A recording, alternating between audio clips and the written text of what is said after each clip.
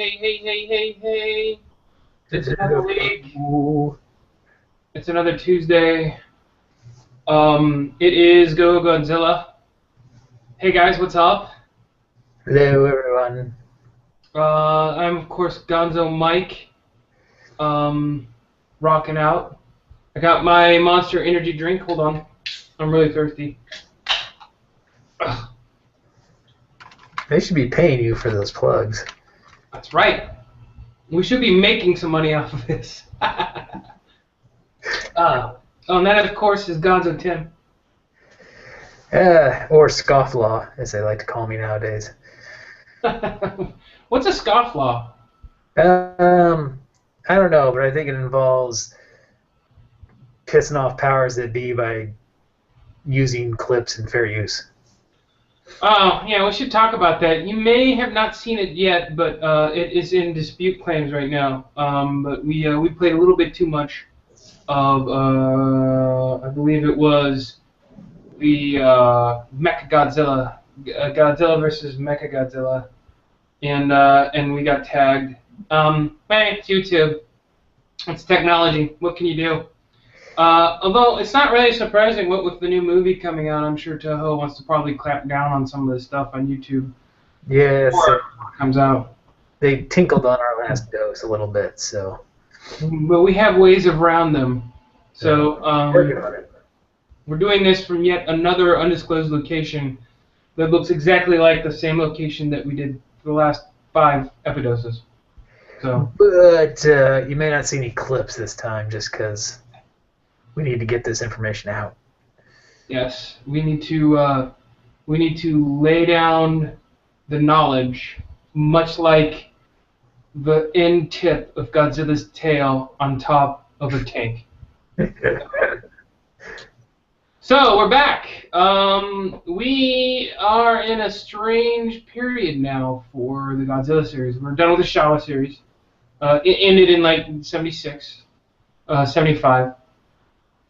A long time has passed since the next one. We're looking at the Return of Godzilla, or Godzilla 1985, if you are in America. Godzilla versus Biollante, and then Godzilla versus King Ghidorah. Now, what this rolls into, it's about a 7-year like range. They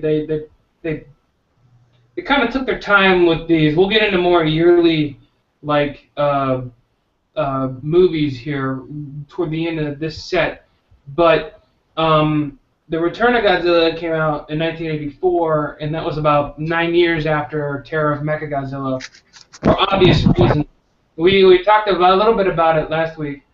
Yeah, they had to take some time. It was the 30th anniversary.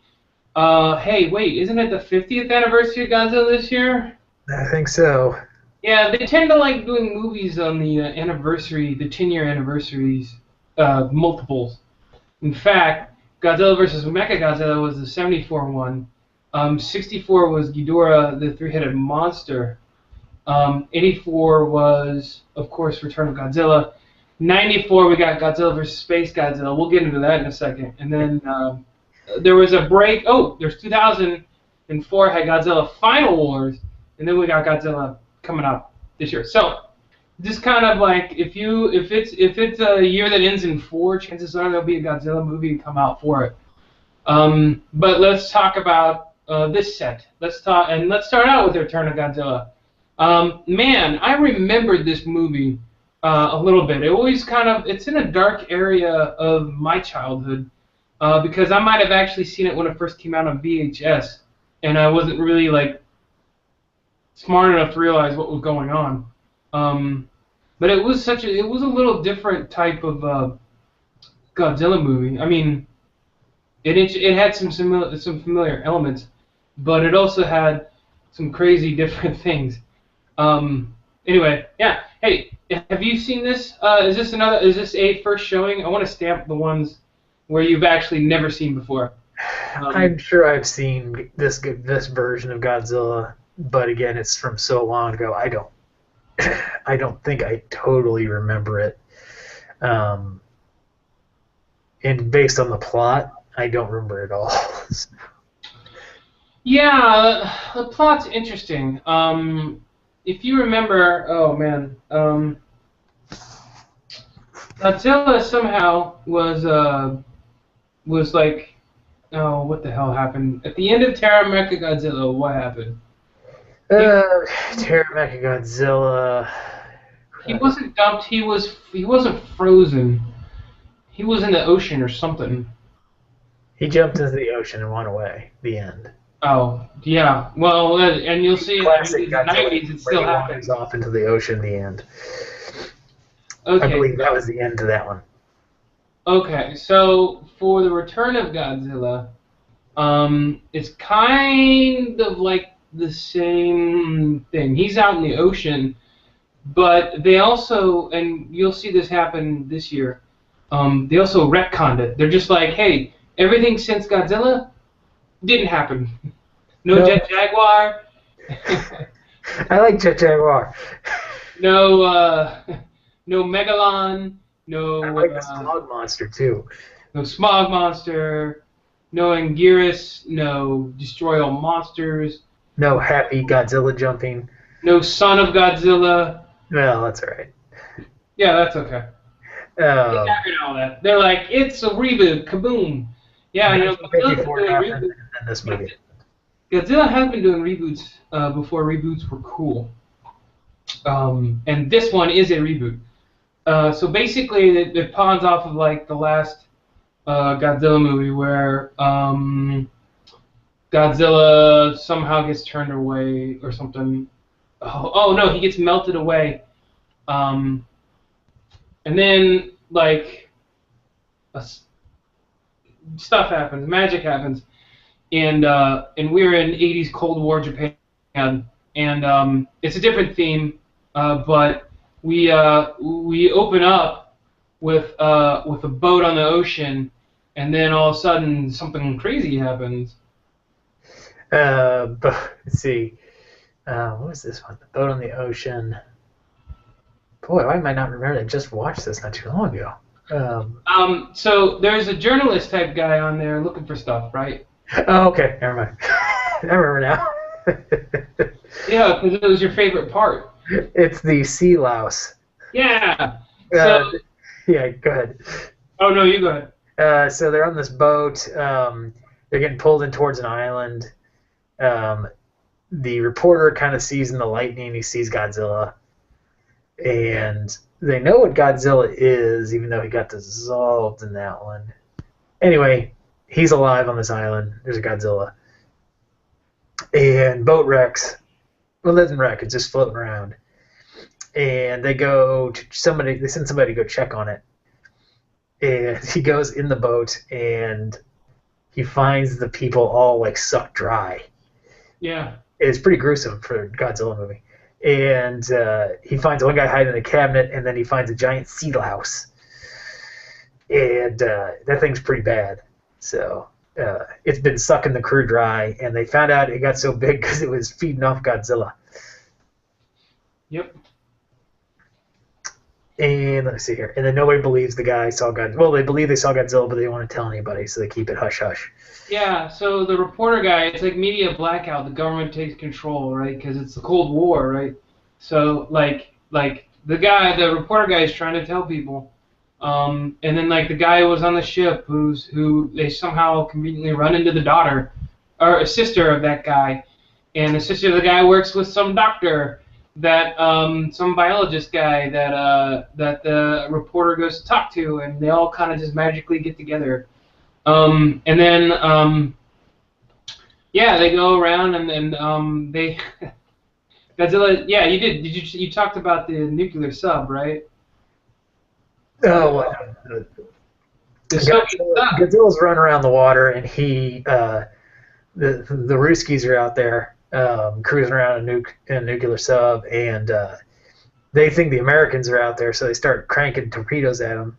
It does nothing. And of course, that does nothing to Godzilla. And then, like, he just kind of hovers over them, and then you find out that he likes to eat radioactive cores, and so he just cracked that puppy open and had a snack. Yeah, he had himself a Steve Weiser or a Monster Energy drinks, huh? Huh? He had a Moscow Mule. Yes. So, so Godzilla does it. Obviously, the world is on high alert now all of a sudden, and it forces Japan's hand. They come clean. They're like, We okay, can't guys, sorry. It's Godzilla. Here are the pictures that proves it. We knew about it. because we can't have those stupid Americans and Russians blowing each other up. These guys are douchebags. They pretty much they're jamming, and this is a height of Cold War. This is actually really close to when the walls came down, and when Gorbachev like left and all this other stuff happened. So like they were just really propping up, and it's smart, right? Especially for a 30th, especially for Mother Nature and the nuclear bomb being dropped. That at the height of the Cold War, the threat of nuclear attack is even greater, and and yeah, they propped that whole Cold War fighting between America and the Ruskies, and they use that as the message, the happy like metaphor about No more atomic weapons. These two crazy countries still have them, but we don't because we're enlightened. yes, we have the Japanese self defense force though, so we're gonna crank that out. So basically, yeah, basically what they had was a gigantic flying Twinkie that shot stuff. What is it? Was it Super X1? It was the SX. It was the Super X. Super X. Yeah, Mhm. Super X is just a big metal Twinkie that shoots big missiles. Yeah, and just kind of hovers and just stands right there, just like right there, and doesn't do anything. That's Yeah. big. So they released that thing out. Godzilla shows up meanwhile at some other island with a nuclear reactor. Some birds fly by and he follows the birds, and that ties into the other thing that was kind of the hotness back in the day about how it was believed that dinosaurs evolved directly from birds instead of reptiles. So that kind of played into that, and it also kind of was the foil for what would happen at the end of the movie. Because of course the scientists see this and they're like, okay, we got to do something like that, and then we can just like bird distract Godzilla into doing what we want. Um, so Godzilla, so they get that right, and then like it's kind of crazy. There's a little bit of controversy. Like the Russians, I think. Russians launch a missile anyway. Accident. They're supposed to disable their. They're supposed to turn off their missile defense thing, and then Godzilla came into the harbor where they were parked or something and knocked over the ship, and the guy who was going to turn off the missile thing got killed. And so their system automatically launches a missile at Japan. Yeah. So yeah. What happened? What? Yeah. So They launch a missile at Japan, and then everybody's oh, freaking out. America launched one, and then they blew it up, and they had this big like gigantic radioactive storm happen because of that, right? And they had just, and the little Twinkie had just shot Godzilla with some cadmium missiles that put him down. And so Yeah. at the very least, he was asleep. At the best, he was dying. And they blow up the Russian missile above him, and it makes this big fancy radioactive cloud thing that's just dissipating. And he gets hit by Radioactive lightning, and it like radioactive lightning and back at it. yeah. So while this is happening, right, the reporter and then like the brother sister and like this other guy or whatever, they go around and they try to escape or something, trying to get out of the city or something. And like Godzilla's there and they're trying to navigate him. And then there's this one hobo guy which is hilarious. What was the guy? The guy was just like looting, wasn't he, Tim? He went like into like a fancy hotel, and then he went to the bar and he got all his booze and then all his food out, and he was like, I celebrate Godzilla coming to town. I'm going to eat like a king. And he proceeds to tear into his meal only to have like look out the window and Godzilla's like right there. Yeah. So they so that's all happening, and then like the hobo meets up with this other couple that's left behind. Because then like the doctor got rescued from a helicopter because like the brother, the super Rambo brother guy, like flew into the helicopter, found him, and rescued him because they're in there trying to do something. I think they're trying to get the bird machine to work or something. They had the little plug-in bird sound machine.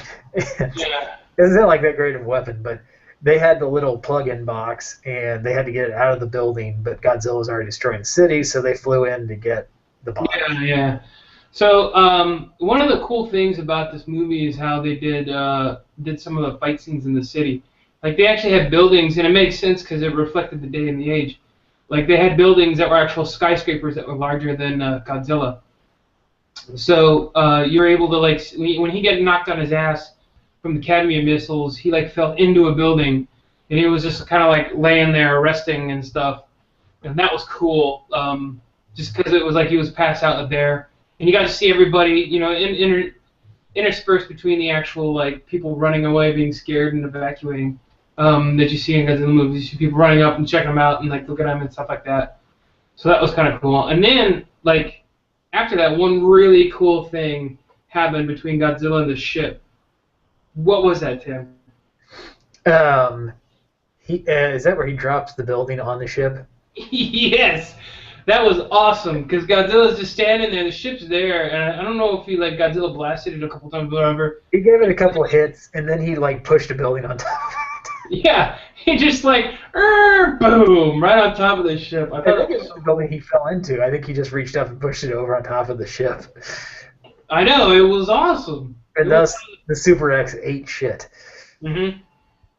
And and the way they had the cityscape and how it was at night and it was just the light was just shining it up. It was all dark and gray. It was very ominous. But then to see that thing fall over and the plume of smoke come up from it was really awesome. It was really cool. And I think that I think I think that was it for Super X.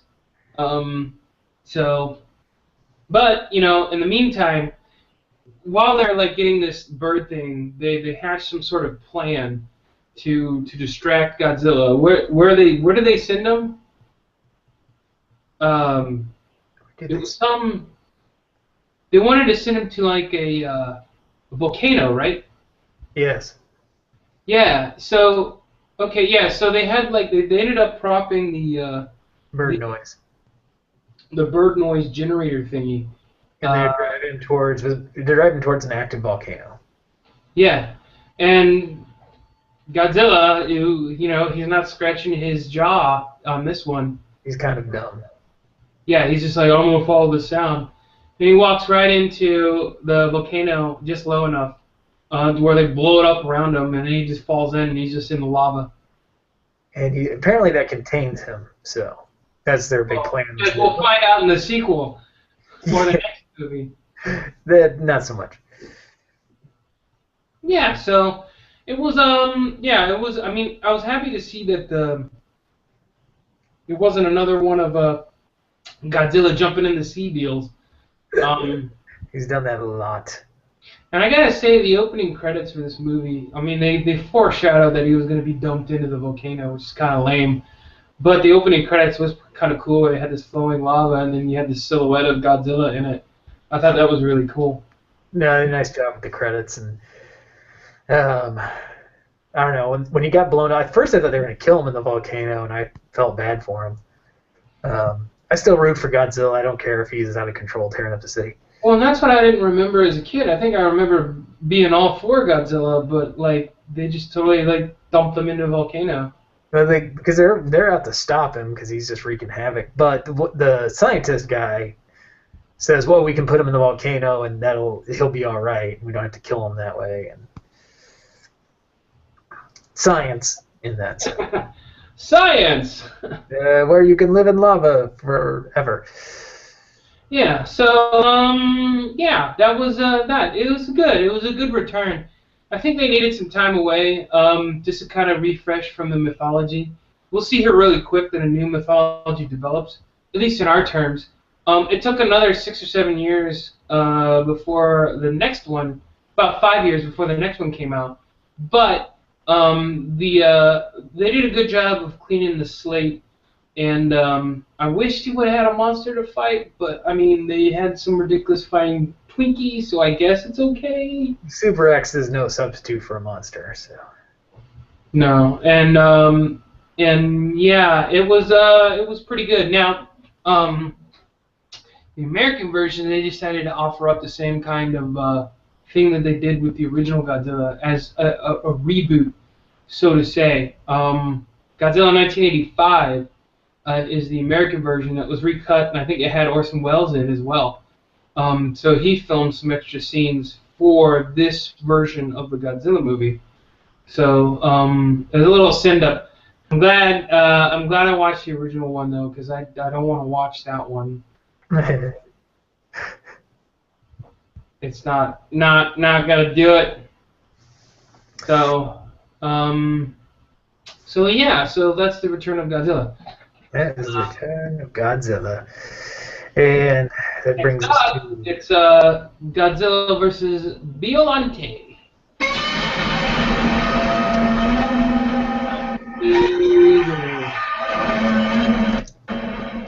Yeah, so we talked about how they're creating a new mythology, right? Well, they they went stopped the boat way on this one. out of left field in this one. They did what? I think they went they went a really different direction this time. Yeah.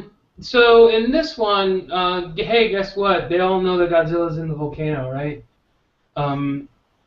But they cut back before, and they find doctors on the scene of when Godzilla was thrown into the building and all that stuff happened. And doctors running around, and they get little scales and little pieces, bits and pieces of Godzilla, and put them into jars for later research. Like Godzilla skin flakes. Yeah, Godzilla dandruff.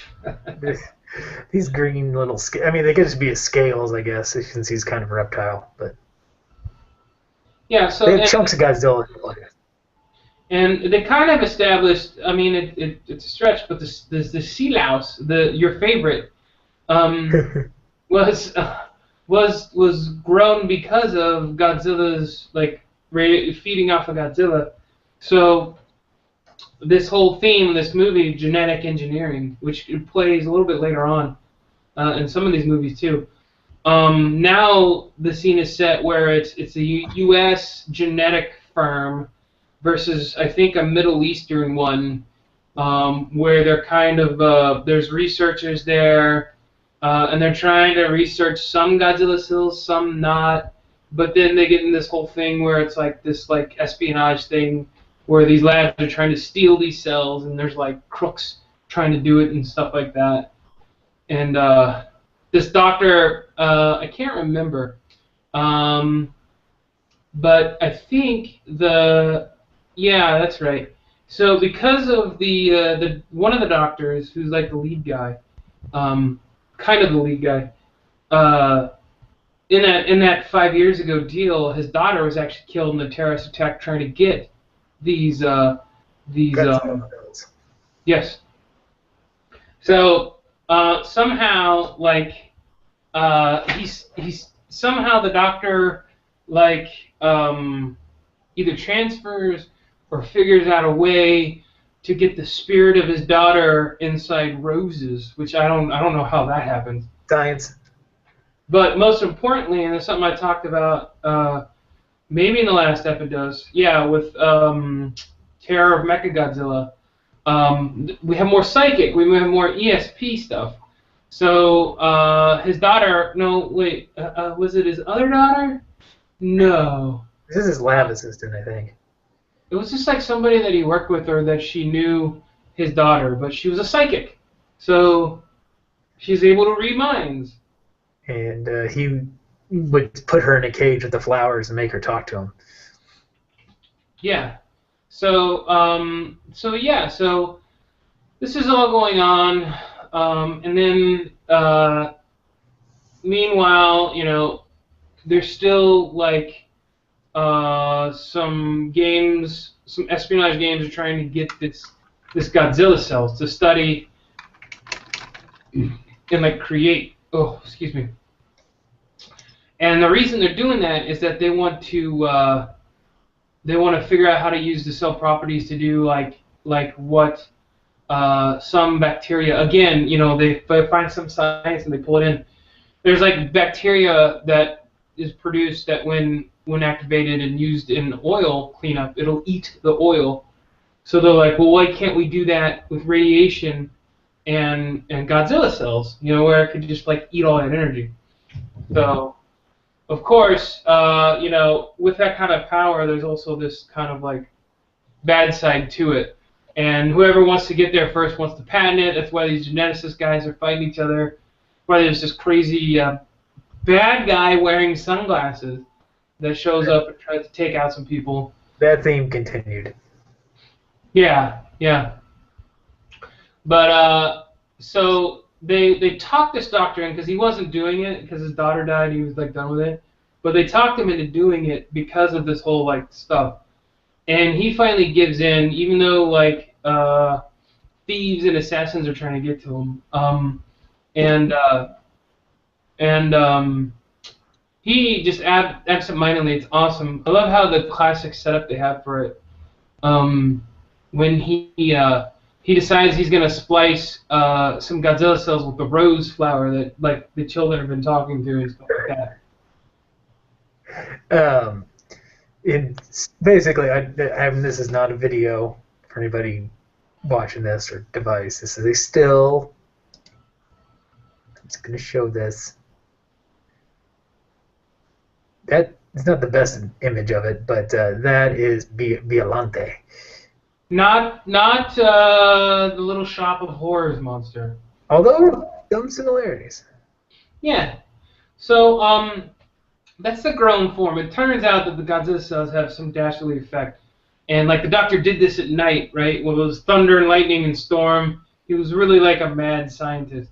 That was a mad scientist bit. And what? It was a full mad scientist bit. Yeah. Well, it turns out like the flower started growing. It was awesome because the American guys have been causing trouble that worked for the genetic firm. Showed up and tried to steal like some Godzilla cells because they knew they were there. And then this is like the first hit of like Biollante that we get, and we get these long vine things coming after them. But right before, like these two guys were getting in the fight with this like assassin, like Middle Eastern working guy with the bad glasses. And just out of the blue, right before they get the American guys, there's a black guy and a white guy, and they wear like jeans and they're kind of downtrodden a little bit. Just out of the blue, the black guy was like, "I am Lethal Weapon," and then they like get caught by this Biollante and tore up. And I thought that was hilarious because it was completely out of context of what was going on in the scene. And the only thing that it told me was that they're trying to make these two buddy guys who were like working for the genetic company to be like the two guys from the Lethal Weapon movie. And the best way they could do that in translation was right before they died, it said, "I am Lethal Weapon." Riggs and Murtaugh. Yeah, Riggs and Murtaugh. So I thought that was hilarious. No, and the vines from Biollante sounds like a dancer. They just F those guys up big time. They killed them, didn't they? They all One guy got away, I think. Yeah. I think Glasses got away, but no, the vine popped up under the little like the floors they have used to have in buildings run cable all the time, little squares. That's the vines pop up through there and wrap up around these guys, and he has thorns, so. Yeah. So that all happens, and then one thing I wanted to point out, this was in '89, and it was completely '80s. Like they had a Disco Godzilla thing that I was getting really into, and it was cool. But they also had like an Asian version of Duran Duran, I swear, with that kind of music. And there was like people on boats and stuff like that. It was awesome. And then like I think it was even more like '80s is that I think there was an Asian Eric Estrada in there somewhere, where he was either like the cops or he was like it was like a partner with one of the like hero guys. He looked exactly like an Asian version of Eric Estrada from. It had a little bit of a Miami Vice feel to it. Yeah, I mean it was cool. I mean I'm. It was the first time that they like tried to make some of the things around the movie pretty cool, and not like so like orchestrated, kind of like And classical proper. music. Yeah, kind of ominous and stuff. I mean they were like it was very wistful almost. So yeah, so that was all lying underneath, right? And man, what else? Oh, everything with Godzilla, they said G this or G that or the big G or just G, and I thought that was kind of cool. They didn't have like a marker piece for him like they did in the older movies. They They just wrote said G, like G, capital G, meaning trouble. yeah. So while this is all happening, some like terrorist organization, some unknown thing decides to threat Cobra. Japan by blowing up the volcano that Godzilla is in to release him. And they do. Do they blow it Yeah, up or does he get out before yeah. they And blow in it up? fact, I think they're part of the Japanese self-defense or the Eric Estrada guy because they both like tracked down. I think it was American guys that might have done it too. Um, but they tried to track. Yeah, it was. It was the American guys that did it. Because the And American guys. they tracked down. They got to the truck, but it was too late. Like the truck messed up, and the countdown happened. It blew up, and Godzilla showed up. Boom, out of the lava. Off and going. Yeah, he looked pretty badass coming out of that volcano too. Really, he's pissed. He's been sitting in a volcano for God knows how long. Oh yeah. Never What he fear. really know how to do is piss Godzilla off. Never fear though. They were ready. Guess what they launched? Super X2. Yes. Dun, dun, dun, dun, dun, dun, dun, dun, dun. Oh man, that was the other thing. Is it this movie or the other movie? They were a little too big on some of the. They like theme songs. Yeah, it reminded me about the Adventures of Baron Munchausen a little bit. There's a So, lot of theme. yeah, there's a lot of theme music for each like thing. It got a little overkill. And I would have. Super X2 had a theme. Godzilla had a theme. Now, Godzilla should have a theme, but Super X2 didn't need a theme, especially for what happened with it. Yeah. Well, and yeah, the just everything theme was just. I would have been happy with just the '80s music and just. Every time anytime a scene changed, it was a new theme, and it would go back to it and cycle back around. And the only one you really need is the Godzilla theme, where you know he means business, and they play the dun dun dun dun dun dun dun dun dun dun dun dun dun dun dun. This means he's ready to go on a rampage or Yeah. fight. Well, and so they send off this thing, and it has this really cool mouth thing that opens up, and it's supposed to reflect back to Godzilla's radioactive breath, but And stronger eventually, too, but yeah, but eventually it's just useless. It melts, and Godzilla eventually like kicks its butt. it's like 3 breaths of his stuff, and they're like, "Oh, it's melting." It's like, well, you guys didn't really figure it out, then, did you? Yeah, you guys thought you were so cool. And then it fails and falls down. Yeah, like retreats or something. So while that's happening, a Biollante shows up. It goes in what that still Tim put up was. It was like a giant like plant in the lake next to this professor's like place, and it's just this giant big blossom flower, Godzilla cell wise, that grew really large. And the inside of the flower has a mouth with teeth, and it's little offshoot vines. Like it's not its legs, but it's got little offshoot vines with little mouths on them that roar. Yeah. So Godzilla like the Godzilla roars or something, and the plant picks it up, and the plant starts calling out to Godzilla.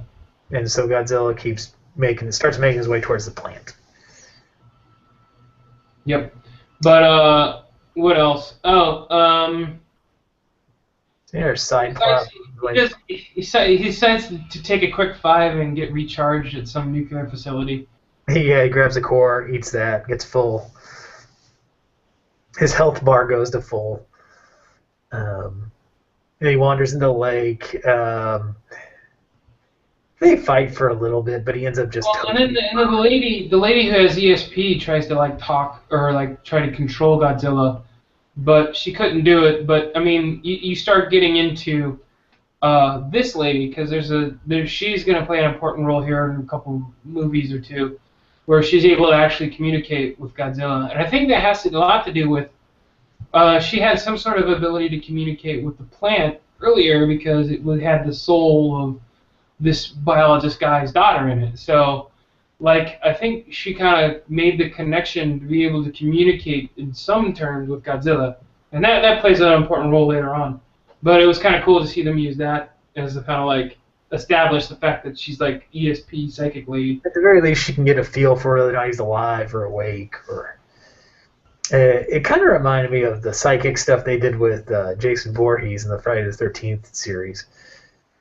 They got in a big kick with that in the like fourth and fifth one. There was like a psychic girl, and she could tell what Jason was doing and when he was awake. I think they did some ESP with Freddy Krueger too. Now that I think about it. Yeah. ESP was big in this time frame. Yeah. Yeah. Scanners was big. Well, it wasn't big, but scanners existed. So Godzilla goes to the pond. He and Biollante tangle. He ends up cooking it. Yeah. And then, what does Biollante do when it dies? He just burned it, and then his ashes floated up in the air. Little golden ashes fly away. Yeah, make note of that.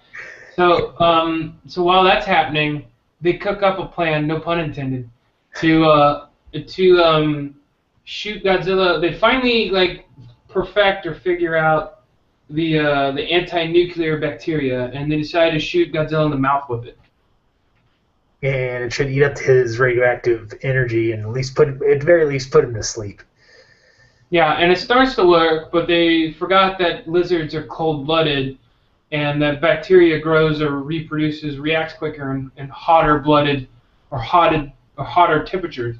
So it didn't really work too well. So then they're like, we gotta piss him off, so he gets mad. And also we'll shoot him with lots of big missiles so that he'll heat up from the fire. And they got to make sure they construct these crazy microwave plates, or they have these microwave plates laying around, and they basically want to zap them like a microwave to get them heated up. They're gonna nuke him. But Yeah, pretty much. even though they have parasites in them that feed off of that, but they would need to heat them up. Yeah. So they proceed to start trying to heat him up. And I'm trying to remember exactly what happens here. At some point while they're working on him, the golden ashes fall from the sky and form a Godzilla plant. Yeah, and it was like But it doesn't look like a rose anymore. it was like the final form of Biollante. So it was like more monster and less plant. And it was weird because they had it like running. It was obviously like a plant, but it had like little legs in the front. So as it was sliding around, you could see the little legs dance a little bit. It was kind of weird. It was pretty quick, and it was going after Godzilla big time. Yeah. Yeah. And then he tangles with this new final form, Biollante. He takes it out pretty easily, but then he's like hemming and hawing around, and they're like, oh, hey, look, he got hot enough, and now that bacteria is starting to work. Yeah. And what do they do with him there? Does he just fall off into the water in this one? Yeah, it basically, like, Godzilla's done, and he passes out in the water, but it cools him off, and he, like, runs out to the sea or something. He runs out in the ocean, the end. Shocking. Well, yeah, but, like, the image of the daughter floats up. You mentioned that, right? Yeah. Oh, I forgot about that. No. So he kills super plant form Biollante. And when it burns up and evaporates again. And this time you see the professor's daughter's face like pop up, and she's like, "Thank you," and then leaves. Yeah, pretty much. And then Godzilla falls over in the water and gets up and walks off to the sea. Yeah, because it's cooler there. He's cooled down. The bacteria ain't gonna get him. And so he's hopping off to some island probably to hang out. Yeah, he'll probably poop it out later on or something, He always recovers. So like he's off. bad sushi or something. And if Godzilla's in the ocean walking away, the end. Oh, you forgot the giant-ass rose floating in space. During the credits, yes. Biollante finally went to space and reformed a giant rose, and just for credits, there's a picture of Earth and there's a space rose. Yeah. And that was the end of that one. Yeah. So, yeah, I like what they did. It was crazy, right? It was nuts. And they're like ESP and genetics and he's gonna find a rose, and how about that? Bacteria. It's a plant that's a monster. That's a monster that's a plant. And it's got the soul of a young girl trapped in it. And what the hell? Here's that damn Twinkie spaceship again, but better. Kinda, except it's gonna fail too. So again, yeah. So and then it's like, yeah, ESP, psychic, yay, all this other stuff. Fail too. They just threw it all at you.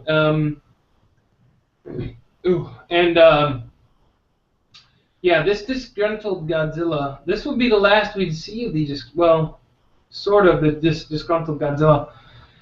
But yeah, I this one was just all over. I think I enjoyed it just for the wackiness of it.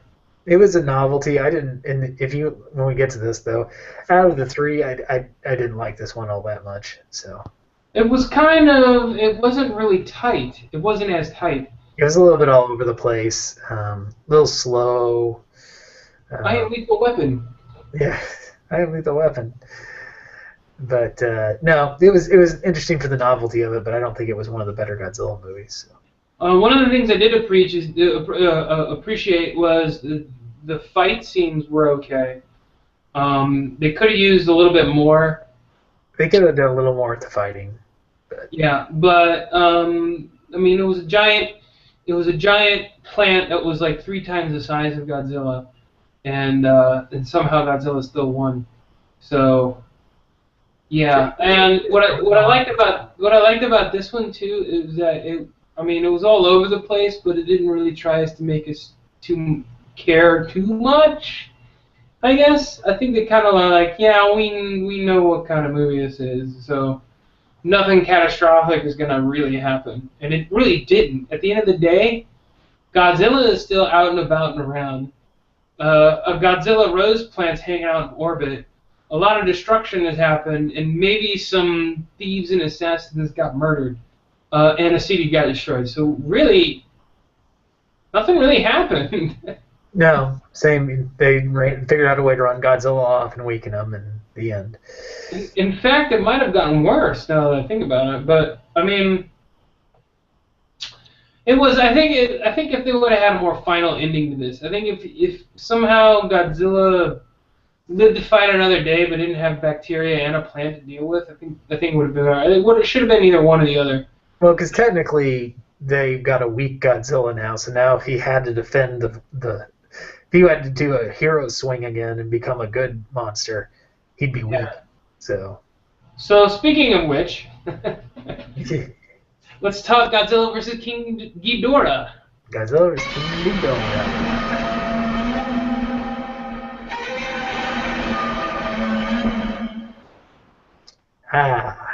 King Ghidorah. They wanted to create a new mythology. They did, but as we just explained, the last one, Biollante, didn't do too hot in the box office. So it's like it's time to go to the well and bring out the big boy. Bring out the big monster. And that's what they did with this. And they kept the wackiness going. That's for sure. There's some schlock in this one. Yeah, it was some different kind of wackiness. So you got Godzilla vs. King Ghidorah, and a little more reinventing Godzilla's backstory. And that's something I appreciated a lot. I'm glad they didn't try to do that in the last movie, because then it probably would have been a terrible movie. But this one, they're like, okay, all right, we got it. all right, we need to convince you guys that it's a new Godzilla and he's a good guy. How are we going to do that? Simple. Time travel. as always. And Godzilla started out as a humble dinosaur on an island during World War II. A peaceful dinosaur. Yeah, on Lagos Island in the South Pacific. And he protected a troop of Japanese soldiers, the only ones to live through the battles of those islands. And against the Americans. And he kind of got in the way, and the Americans shot the crap out of him. And the Japanese saluted him and cried, and he continued to live on the island, so they just left him there and went on with their days. And then a hydrogen bomb test turned him into Godzilla. And then the bomb went off, and he became Godzilla. Yeah. So in the opening credits, we see like these people looking at this King Ghidorah monster dead in the sea, and they kind of set the stage. Well, guess what? We cut to modern day, and a UFO appears out of nowhere. Just bloop, bloop, bloop, bloop, bloop, bloop, bloop, bloop.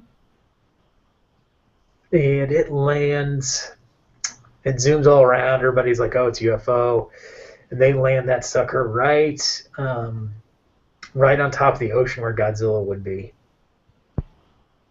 sleeping. Yeah. So they come there and they're like, "All right, we're from the future and we're called Futurians." Yes. They're like, "Hey, about 200 years from now, give or take a decade, Godzilla wiped out this whole, like, Japan. And we decided to come back into time to stop Godzilla from even becoming Godzilla. So we need these people to come help us do it." Yes, and you need to come out, and then they find they find the psychic lady. They find the psychic people because they can figure out who's Godzilla. So that's the tie in the last movie. They do like psychic stuff still. And let's see here. Then they go back in time. They're there. They want to take this guy who's writing a book on Godzilla and a dinosaur expert and the psychic back in time to go catch the dinosaur who became Godzilla and transport him somewhere else so he doesn't become Godzilla. Yeah. So. But while they're loading the ship with these people, they have these cute little dragons. What are they called? Dorats? Yeah. Dorats. They have wings. They got little furry heads. If you tied them all together, they might kind of look like a baby Ghidorah. But they're separate entities at this point. We should explain, like, the main bad guy looks American. The android M11 is American, and he's obviously an Arnold Schwarzenegger ripoff. And then, of course, the one who we all know she's gonna turn on him is the native Japanese lady that's with them. From the future. From the future. So, and she brings those little cute Dorats with them, along with Guy, who's writing the book, and the psychic lady, and I think a doctor or something. One of the doctors. So, they all hop aboard the ship. They go back into time. And yeah. They see the guy give the speech, and they find out that the old guy that was all like had issues with it was actually the guy that the old guy. What was the old guy? He was like the crazy guy that ran out of the building. No, the guy, the old guy, the guy that ended up being like the captain of the Last Stand, who was giving that impassioned speech. He ended up running a company that was like the most prosperous company in Japan. Yeah. So they saw him give a speech to the soldiers about making a last stand, and then they start to get wiped out a little bit by Americans. And then Americans. Exactly. And then Godzillasaurus shows up. They kind of run out a little bit. Godzillasaurus shows up again. They shoot him down, but he was just playing dummy. He comes up and he kills all the American soldiers. Mainly by knocking trees on them. But. Yeah, and then and that was like the final attack for this monster, and then the captain guy says, "Thank you, I can't help you. Have fun dying. See you later." And we should note that the Americans, they do a little clip of the Americans hanging on the boats, and the one guy's like, "Hey, that's a UFO," and his captain's like, She's like, should we report that? And the captain's like, no, no, no, we don't report that. People are going to think we saw little green men. That's not going to happen. Yeah, I know, right? And then You like kid they about still it, got to Lieutenant take it out of the island, and then they're like, yeah, we're not gonna go to that island, whatever. You tell your kid about the little green men, Lieutenant Spielberg. Lieutenant Spielberg, like E.T., right? Yeah, so it's like it's supposed to be like he goes home and tells his kid, and then he grows up to be Steven Spielberg. So that's weird. There's a little nod to that, and Yeah. so Godzillasaurus gets left alone on the island, and well, he's alone. They wait for him to be alone. They grab him, and M11, the Terminator Out guy. in the ocean, right? What's that? Don't they transport him out somewhere out in the ocean or something? They kick him out to the Bering Sea. Mm-hmm. And well, M11 doesn't. M11 is basically the Terminator. He is. And they also, like, the native Japanese lady just kind of la la la dumps Ghidora outside on the island. And they leave them there, part of their deal. We should note that M11's special effects of him running around and dodging explosions are just fantastic. Or like running on the road, like really fast. And it looks like that Madonna Ray of Light video. Oh, that's hilarious. That was There's in my like a notes. backdrop of a road flying behind him and his hands like coming up going. It's like I'm running at an incredible rate. It'd be like it's like a really poor excuse for the Flash. Yeah. Well, He gets so a little glow when he gets going. Gets a little orange glow behind him. oh, man. And he's strong. Oh, go ahead. No, that's all right. He's strong. He's strong and fast. He's basically like Superman. Yeah. Yeah. So they get back, and then all of a sudden they realize double cross. It's actually they use that to create King Ghidorah because they want to use King Ghidorah to put Japan under control because that's how they figure how they're gonna avoid Japan being destroyed or whatever. It was like, basically just a giant time travel double cross. Well, they came from a future where everybody's countries are leveled out to an equal playing field, and it would work great except Japan had grown so. This is the little this is where they kind of toot their own horn. Japan's economy had grown so fast and so strong they owned most of the world. They owned South America and they owned a couple other continents, and so part of them coming back double cross them their mission wasn't to save Japan, it was to slow it down and make it fall in line with proper country growth to fit the magic one world order that they came from. So obviously native Japanese turns on them. Yeah. Quick. Because it's like, oh, I like it here.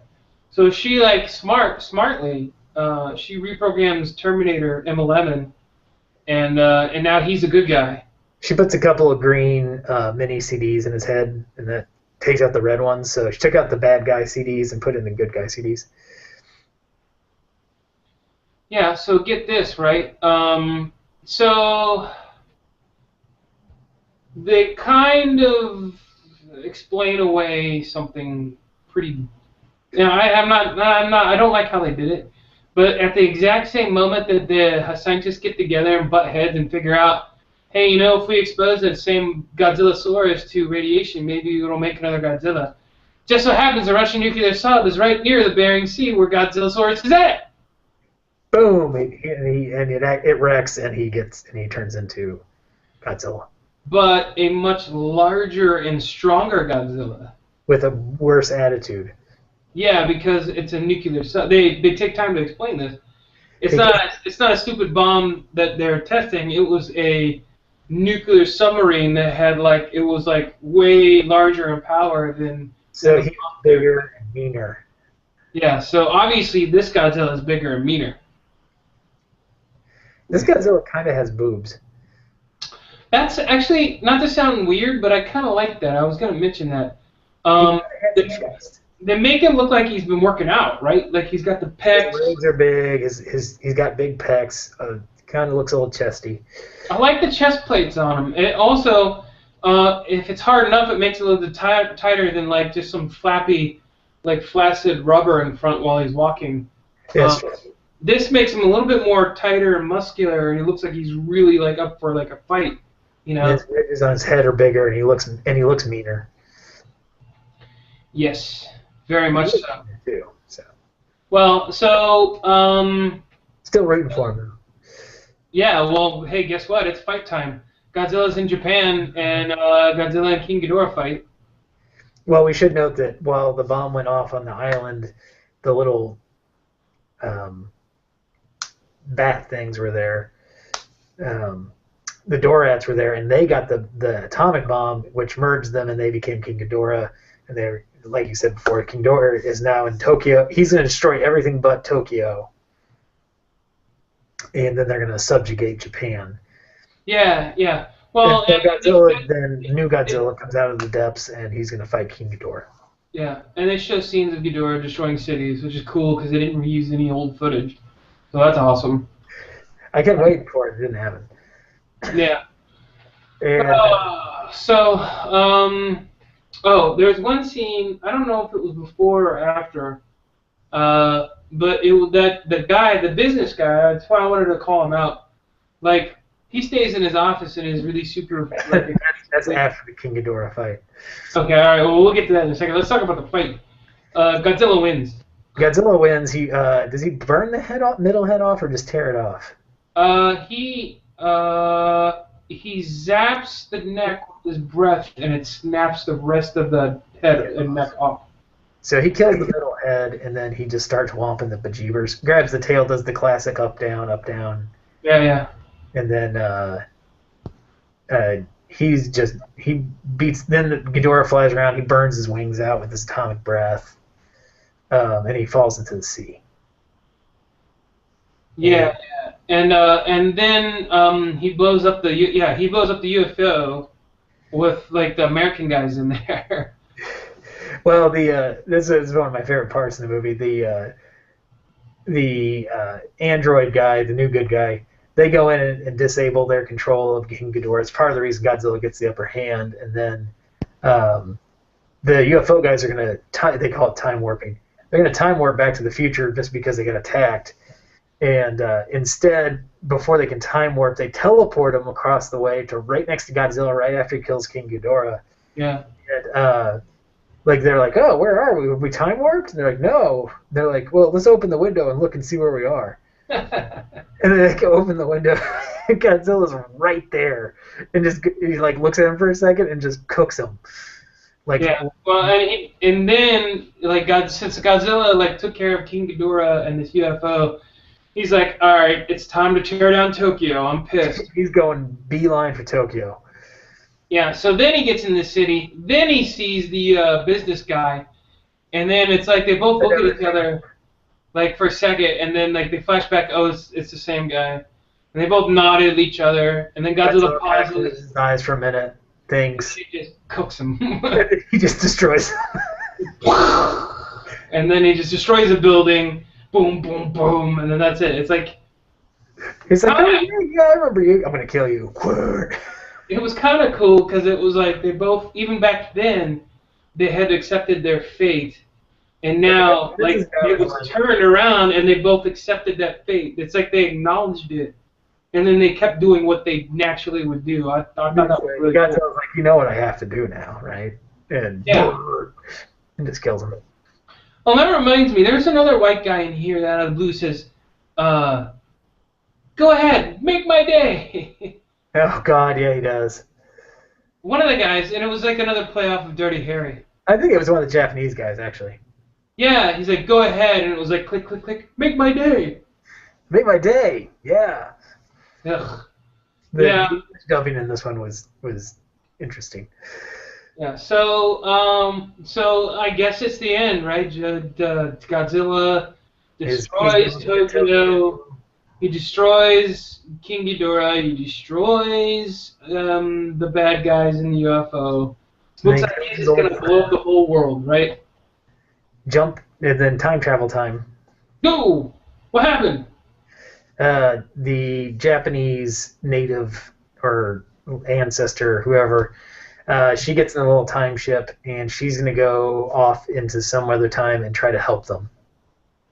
And so you get back to the beginning of the movie where they were under the water looking at King Ghidorah, and she convinces the One World people to let her revive King Ghidorah because his heart's still beating a little bit, and send him back to help defend Tokyo.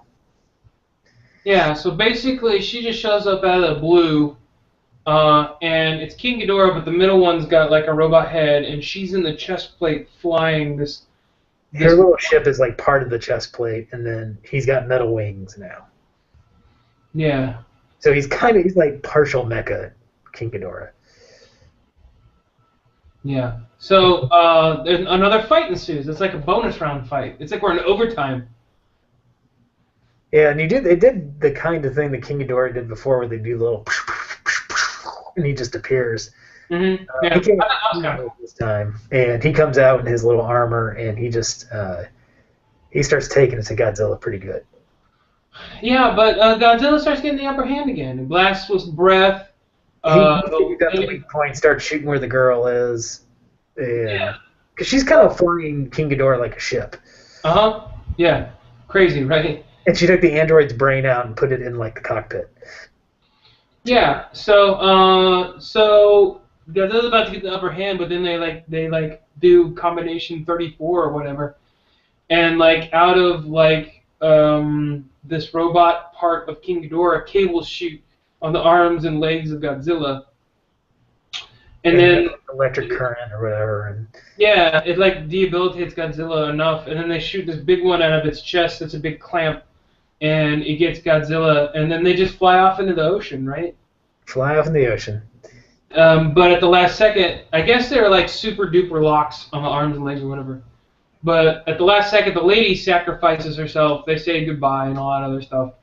And Godzilla kind of gets a couple shots off, and it makes the thing fall. It falls into the ocean with him, and she gets out of there and flies away home. oh yeah. She gets out of there time travel wise, but she lets one of the guys know because they're like flirting with each other that she's actually descendant of his, so So it's his relative, so that can't happen. So they can't have a thing, especially now that she's going in the future. Yeah, he was trying to keep her. stay in the past with him. Yeah, but again, that's what makes this one a lot better because Godzilla falls. You think he's locked in forever, but at the very last second, his eyes open up and he roars again because you know he's going to come back. He's not dead yet. Yeah, but that's why I like this one a lot was because he didn't really care about the human story at all. It's all about Godzilla. It is all about Godzilla. It's all about his origin. It's all about how he's now bigger and badder. It's all about this crazy time travel thing and how somehow like economic like making the most money is like the moral issue here and all that stuff. So, but what we cared about, what we saw, were like monsters fighting. So, I like this movie. This movie gets a thumbs up for me. I enjoyed this one. Plus, I mean, it was hilarious watching the Terminator wannabe run really fast. That was fantastic, especially the road sequence was great. And then anytime he'd run fast, it was good. So, but, Yeah, that was truly a special defect. But the other stuff was pretty good. The other effects were pretty good. So yeah. So yeah. That's this set of movies. Let's rank them. I'll go ahead and start this time. I'm gonna go ahead and do Godzilla vs. King Ghidorah 1, The Return of Godzilla 2, and then Godzilla vs. Biollante 3. And the reason is this. This was the most entertaining one. It was all over the place. It had some ESP elements. It had goofy little Dorats. It had cheesy one-liners. It didn't have too much theme music for each monster. There's good fights. Godzilla got bigger and badder, and they did really fill the backstory for Godzilla. The second one is Return of Godzilla. I mean, it was the return, and they did the original right. It still wasn't as great because it was kind of slow plotting to begin with, but I think they tried really hard to make it a realistic version of what would happen. So I mean, kudos to them for that. But like, it's Godzilla at this point. don't try to make it so realistic like that. They were a little heavy-handed in the Cold War commentary. So, and then there, Godzilla versus Biollante. It was crazy. It's entertaining. It's better than a good handful of some of these other Godzilla movies we had to suffer through. But it just wasn't really solidly put together. They threw a lot of stuff at us all at once, and then they had the plant monster as an idea of being a monster, which I don't think is really a solid thing to base a new monster off of. Especially the whole explaining away the ashes up in the atmosphere and then coming back down and reforming, and that stretched it a little bit too far. So that's my ratings. I would probably have to go with the same order: King Ghidorah, Godzilla, or not Godzilla, 1985, 84, whatever you're gonna call it, Return of Godzilla, and then the Biollante. Biollante was weird and all, but it just didn't work for me. I loved watching Super X get destroyed by a building.